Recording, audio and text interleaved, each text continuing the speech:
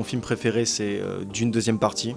Chef-d'œuvre à tous les niveaux. Lisa Nolgay. Le film de l'année pour moi, ce serait Blink Twice de Zoé Kravitz avec Channing Tatum. J'ai trouvé le sujet très intéressant, le retournement de situation est juste incroyable et vraiment j'ai repensé à ce film pendant vraiment très longtemps après l'avoir vu. C'est le Comte de Monte Cristo, classique, mais il y a aussi Nosferatu.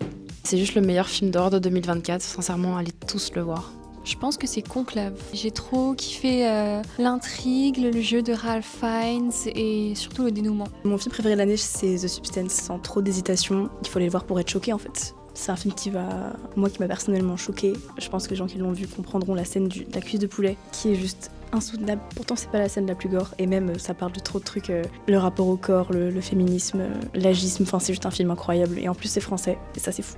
Il reste encore demain parce que tout le monde doit aller le voir. C'est un film italien incroyable qui raconte des choses très très fortes et de manière très subtile avec beaucoup d'humour. Et dernièrement, leurs enfants après eux. J'ai évidemment adoré le livre de Nicolas Mathieu à l'époque et je trouve que la réalisation est folle. Gilles Lelouch est incroyable dedans et signe clairement l'un de ses meilleurs rôles. Pour moi, c'est Moi Capitaine, c'est un film de Matteo Garonne qui est sorti en tout début d'année, donc il est quand même sur 2024. Ça suit le parcours de deux jeunes Sénégalais qui vont traverser l'Afrique pour venir en Europe et qui vont vivre un enfer. Je pense que c'est un film qui est inspiré d'une histoire vraie déjà et qui est extrêmement bien joué. C'est un film qui est nécessaire, qui prend aux tripes et moi je m'en remets toujours pas encore aujourd'hui.